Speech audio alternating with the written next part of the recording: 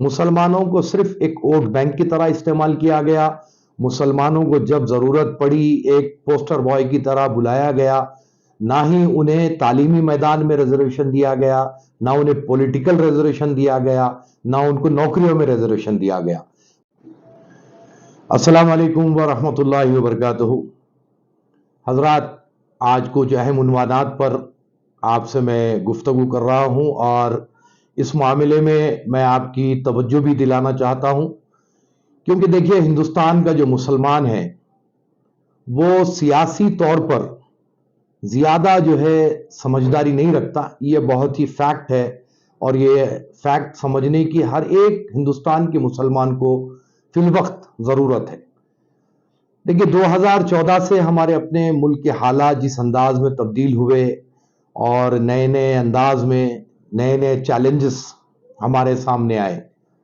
بہت سارے لوگوں نے بی جے پی کو ٹارگٹ کیا کہ بی جے پی حکومت نے ایسا کیا، بی جے پی حکومت نے ویسا کیا. بہت ساری چیزیں ہوئی بھی ہیں، اس سے انکار بھی نہیں کیا جا سکتا. لیکن اگر ہم بہت ساری ریاستی حکومتوں پر بھی نظر ڈالیں گے جہاں پر بی جے پی پاور میں نہیں ہے، اس کے باوجود بھی اگر آپ دیکھیں تو مسلمانوں کے لیے وہاں پر کوئی ایسا خاطر خواہ کام نہیں کیا گیا. مسلمانوں کو صرف ایک ووٹ بینک کی طرح استعمال کیا گیا. مسلمانوں کو جب ضرورت پڑی ایک پوسٹر بوائے کی طرح بلایا گیا. نہ ہی انہیں تعلیمی میدان میں ریزرویشن دیا گیا، نہ انہیں پولیٹیکل ریزرویشن دیا گیا، نہ ان کو نوکریوں میں ریزرویشن دیا گیا. باتیں بہت بڑی بڑی کی گئی، آج سے نہیں کی جا رہی ہے، برسہ برس سے مسلمانوں سے اس قسم کے وعدے کیے گئے. اگر آپ جو ہماری اپنی ملک کی سب سے بڑی ریاست ہے یو پی، تو آپ دیکھیں گے کہ وہاں پر ملائم سنگھ کی حکومت رہی، مایاوتی کی حکومت رہی، اکھلیش یادو کی حکومت رہی. لیکن آپ دیکھیے کہ مسلمان وہاں پر کتنا پسماندہ ہے. تو اس کی وجہ کیا ہے؟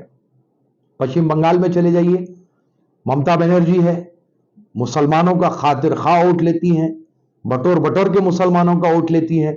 تو وہاں پر مسلمانوں کی پسماندگی کہاں تک دور ہوئی؟ تو بہرحال کہنا یہ ہے کہ مسلمانوں کو اب تک کے ایک ووٹ بینک کی طرح استعمال کیا گیا. لیکن اب ہم ہندوستانی مسلمانوں کی ادھر توجہ دلانا چاہتے ہیں کہ آپ ووٹ بینک کی طرح استعمال نہ ہو، بلکہ ہمارا حق ہم مانگے. جو جمہوریت نے ہمیں حق دیا ہے وہ حق ہمیں ملنا چاہیے، ہمیں حصے داری چاہیے، ہمیں کسی قسم کی بھیک نہیں چاہیے، ہمیں کسی قسم کی کوئی خیرات نہیں چاہیے. آج آپ دیکھیں کہ جب مسلمان کانگریس سے ناراض ہوا تو پھر آپ دیکھیں کہ بی جے پی اقتدار پر پہنچی. لیکن مسلمانوں نے کانگریس کی ناراضگی اتنی بتائی، یہ نہیں سوچا کہ اقتدار پہ کون آ جائیں گے. نتیجہ کیا ہوا؟ بی جے پی اقتدار پر آ گئی. ہم کانگریس سے منہ پھیر لیے. لیکن ہم کو اب یہاں پر کوئی ایسا جذباتی اقدام نہیں کرنا چاہیے. ہم کو یہ سوچنا چاہیے کہ اگر ہم کانگریس سے منہ پھیر رہے ہیں تو اس کا بینیفٹ کس کو مل رہا ہے، اور کانگریس کو اگر ہم پسند نہیں کر رہے ہیں تو اس کا ایڈوانٹیج کس کو مل رہا ہے. اب آپ لوگ کہیں گے، بہت لوگوں کے ذہن میں یہ بات آئے گی کہ ریجنل پارٹیز، اس کا بینیفٹ ریجنل پارٹیز کو ہوا.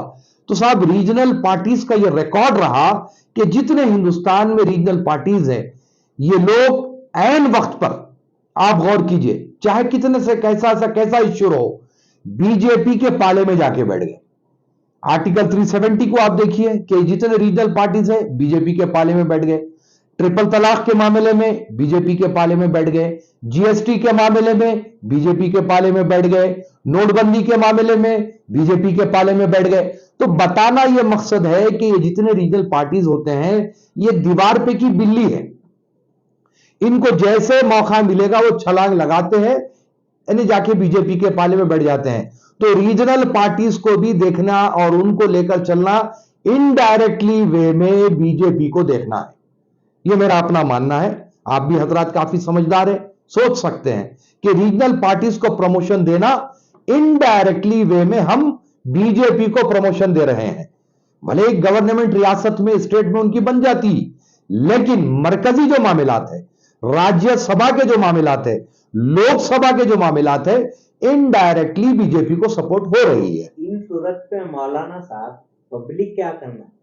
اب جیسا کانگریس کی ناراضگی پبلک کے دل میں تھی، جیسا کہ ہم کانگریس کے دور میں مہنگائی کی طرف زیادہ رجحان بڑھ رہی تھی، تو کانگریس کی ناراضگی کی طرف اگر ریجنل پارٹیز کو نہیں جانے کے تو بی جے پی کو جانا، آپشن دو تھے، Congress, regional party, B J P, تو کانگریس کی ناراضگی دور کرنے کے لیے ریجنل پارٹی کی طرف گئے، تو اس میں آپ پبلک کو یہ بتائیے کہ پبلک کس طریقے سے جج کرنا کوئی پارٹی؟ میں آپ کی بات کو مکمل کر دیتا ہوں. اب ان حالات کو دیکھتے ہوئے جو ہندوستانی مسلمان بالکل ہی کنفیوزڈ ہے، جیسے کہ آپ ابھی کہے کہ یا تو بی جے پی کے ساتھ جائیں، یا تو کانگریس کے ساتھ جائیں، یا پھر ہم کوئی ریجنل پارٹی کے ساتھ جائیں. دیکھیے، جہاں تک کہ مہنگائی کا سوال ہے، یہ سلنڈر 550 کا جا کر کے آج 1200 چلر میں ہو گیا. تو کانگریس کی جو مہنگائی تھی آلموسٹ اب اس کی ڈبل ہو گئی ہے. اب یہ تمام کنفیوژن کو دور کرنے کے لیے ہندوستان کے مذہبی رہنماؤں نے ایک محاذ بنانے کی تیاری کی ہے. میں آج آپ کے اس بیان کے ذریعے یا اس کانفرنس کے ذریعے میں وہ نام ابھی ڈکلیئر نہیں کروں گا، کیونکہ ابھی اس کو ہم پردے میں رکھنا چاہتے ہیں. ہندوستان کے نامور مذہبی علماء اور درگاہی لوگ ایک محاذ بنا رہے ہیں، ایک فرنٹ بنا رہے ہیں، جو ہندوستان بھر میں ہندوستانی مسلمانوں کی رہبری و رہنمائی کرے گی، چاہے وہ این ڈی اے ہو، چاہے وہ انڈیا ہو، چاہے وہ کوئی ریجنل پارٹی ہو.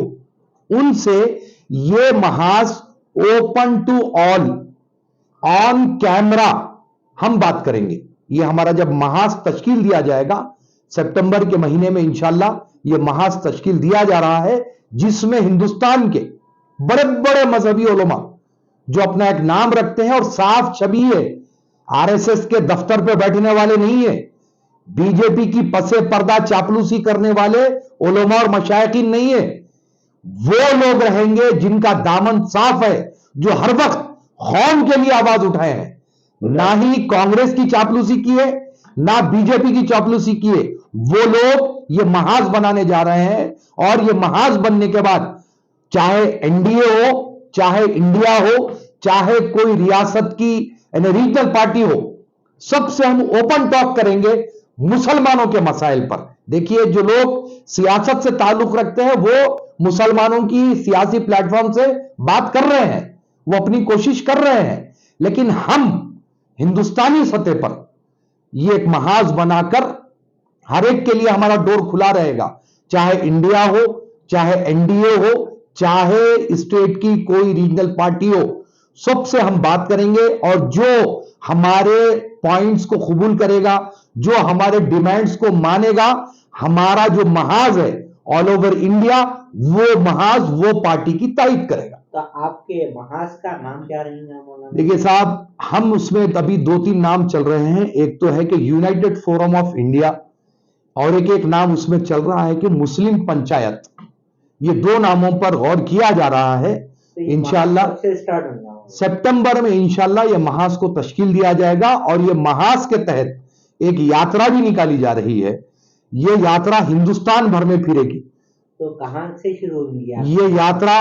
دلی سے شروع ہوگی، ہریانہ جائے گی، راجستھان جائے گی، اور وہاں سے گجرات جائے گی، پھر مہاراشٹرا جائے گی، پھر تلنگانہ میں آئے گی، تلنگانہ سے ہم کرناٹک جائیں گے، کرناٹک سے مدھیہ پردیش جائیں گے، مدھیہ پردیش سے یو پی. یہ محاذ جو بنا رہے ہیں آپ، الیکشن سے پہلے تو ہر پارٹی ہوا بولی، بعد میں اگر نیگیٹو ہو گئی تو نہیں. دیکھیے، اسی لیے آج تک کے جتنے محاذ بنے، الیکشن سے پہلے محاذ کے سامنے وعدے ہوئے، لیکن وہ میٹنگز بند کمروں میں ہوئے. ہم جو بات کریں گے، چاہے کوئی پارٹی ہو، ہم آن کیمرا بات کریں گے، میڈیا کے سامنے بات کریں گے، ریٹرن میں دیں گے، ریٹرن میں لیں گے. اور اگر کل کے دن وعدہ خلافی ہوتی ہے تو آپ میڈیا والے ہیں. تو آپ کا محاذ ریجنل پارٹیوں کو سپورٹ کرنے دیں گا کیا؟ وہاں کے جو بھی اسٹیٹ کی ریجنل پارٹی رہیں گی، اب وہ ریجنل پارٹیز کو سپورٹ کرنے آپ کا محاذ دے گا؟ دیکھیے، ہم ریجنل پارٹی سے اگر کوئی اسٹیٹ میں ہمارے وہ پورے مطالبات قبول کیے جاتے ہیں تو وہ اسٹیٹ کے حد تک ہم اس ریجنل پارٹی کی تائید کریں گے. اور سینٹر میں تو بول رہا ہوں نا میں آپ کو، چاہے 2 ہمارے سامنے وکلپ ہے، ایک انڈیا ہے، ایک این ڈی اے ہے. اور ہم اس میں مسلم ریزرویشن مانگیں گے, ہم نوکریوں میں ریزرویشن مانگیں گے, ہم پولیٹیکل ریزرویشن مانگیں گے. تو اب آپ بھی سمجھدار ہے کہ اتنے تمام ریزرویشنز کو کون قبول کر سکتا ہے, کون نہیں کر سکتا ہے.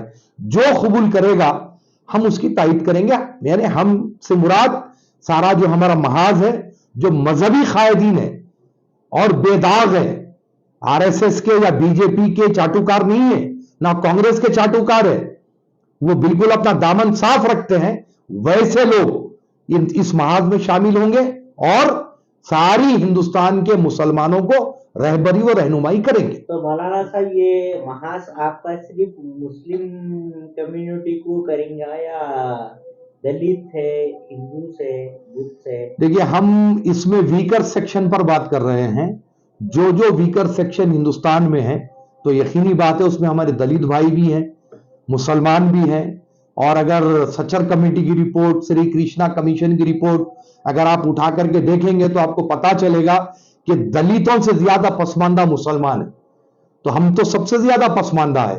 آج دلت کا مکھیہ منتری بن کے بیٹھا ہے, دلت کا جو مرکزی وزیر بن کے بیٹھا ہے, لیکن تمام چیزوں میں مسلمان کہاں پر ہے یہ بتائیے آپ؟ کہیں پر نہیں ہے. تو مسلمانوں کی ہت کی تو ہم بات کریں گے, ساتھ ہمارے دلت بھائی رہیں گے. تلنگانہ گورنمنٹ جو 12% ریزرویشن کا وعدہ کیے تھے مسلم سے اور منارٹی سے, اس کا ابھی تک کوئی حل نہیں نکلا, اس کے بارے میں آپ کی کیا رائے ہے؟ دیکھیے صاحب, سب سے پہلی بات تو یہ ہے کہ 12% ریزرویشن میں نے سمجھتا کہ جو ہے ہمارے آئین کے حساب سے ممکن ہے. یہ صرف ایک اعلان کے طور پر کیا گیا تھا تلنگانہ کا جب قیام عمل میں لایا گیا تھا, یعنی ایک کانسٹیٹیوشنل حساب سے, اور وہ بھی کسی مذہب کی بنیاد پر 12% ریزرویشن دینا مشکل ہی نہیں بلکہ ناممکن ہے.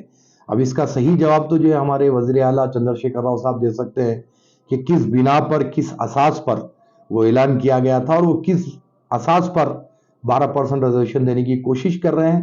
یہ بہتر یہ ہے کہ آپ حکومت کے لوگوں سے سوال کریں تو بہتر رہے گا. جیسا 2024 میں تلنگانہ میں الیکشن کا ماحول سرگرمی میں ہے, تو تلنگانہ کی عوام سے آپ کچھ میسج دینا چاہیں گے؟ دیکھیے تلنگانہ کی عوام ہو یا ہندوستان کی عوام ہو, تمام سے ایک ہی بات کہوں گا میں کہ آپ وہ پارٹی کا انتخاب کریں جو فرقہ پرست طاقتوں کا خاتمہ کر سکے. اور اگر یہ 2023 میں ریاست کے الیکشنز ہے, 24 میں پارلیمنٹ کے الیکشنز ہے, تو اس میں ہر ہندوستانی, ہندو مسلم سکھ عیسائی نے, ہر ہندوستانی کو چاہیے کہ ہمارے اپنے ملک کے حالات کو سدھارنے کے لیے فرقہ پرستی کے خاتمے کے لیے ووٹ کریں. تلنگانہ میں جب الیکشن آئے گا آپ کی تنظیم کس کو سپورٹ کریں گی؟ صاحب میں بول دیا نا آپ سے کہ سپٹمبر میں ہمارا اپنا محاذ دلی میں تشکیل دیا جائے گا, اور اس کے بعد ہم ریاستی حکومتوں سے, مرکزی حکومت سے, این ڈی اے سے, انڈیا سے, سب سے بات کریں گے. جو ہمارے اپنے پوائنٹس پر, ہماری قوم کے لیے پوائنٹس پر بات کرے گا اور وعدہ کرے گا اور اس کو اپنے مینیفیسٹو میں لائے گا اور ان ریٹرن ہم کو کمٹمنٹ ملے گا, ہم اس کی تائید کریں گے. جیسا کہ مولانا صاحب, آپ آج محمود علی صاحب کا ہوم منسٹر پر کا ایک بیان سنے, نشے کے اوپر علماء دین مشائخین کی ذمہ داری ہے کہ قوم کی رہبری کرے, تو اس کے اوپر آپ کا کیا کہنا ہے؟ دیکھیے محمود علی صاحب تو جو ہے باوزیر کے خطی کے بعد آج بیان دیے ہیں. پچھلے 5 مہینے سے ہم اس کام میں لگے ہوئے ہیں, اور اس سے جو ہے بخوبی ہمارے سی بی آنند صاحب آنریبل کمشنر واقف بھی ہے کہ ہم نے اینٹی ڈرگس ڈرائیو چلائی تھی اور اس کے اوپر بہت کام کیا ہے, آگے بھی کریں گے. محمود علی صاحب کی اپیل جو ہے ہمارے لیے قابل قدر ہے, وہ تو اب اپیل کر رہے ہیں, لیکن پچھلے 5 مہینے سے ہم اس پر کام کر رہے ہیں. حیدرآباد کے صحافیہ جو جس طریقے سے اسٹرگل کرتے ہوئے نیوزاں کلیکٹ کرتے ہیں, ان کے لیے گورنمنٹ سے کچھ مطالبات آپ کی تنظیم کے؟ دیکھیے برابر ہونا چاہیے. صحافی حضرات کو زمین دینے کا بھی وعدہ کیا گیا تھا. حالیہ میں کویتا میڈم بھی اس بارے میں کچھ اسٹیٹمنٹ دیے تھے, اور پھر ان کو مالی مدد ہونی چاہیے میری اپنے حساب سے. ان کو جو میڈیکل ہے یا ان کے بچوں کی تعلیم کے لیے ہے, ایسے کوئی پیکیجز صحافیوں کو بھی ہونا ضروری ہے, کیونکہ یہ صحافی حضرات ہی تو ہے نا کہ حکومت کی اچھائی بھی پیش کرتے ہیں, عوام کی پریشانی بھی پیش کرتے ہیں. تو ان کا تو بہت بڑا رول ہے جمہوریت میں. تو صحافیوں کے لیے برابر، چاہے وہ مرکزی حکومت ہو چاہے وہ ریاستی حکومت ہو، ان لوگوں کو صحافیوں کے بارے میں اچھے اقدامات کرنا چاہیے اور ان کی سہولتوں کے لیے بہت کچھ کرنا چاہیے.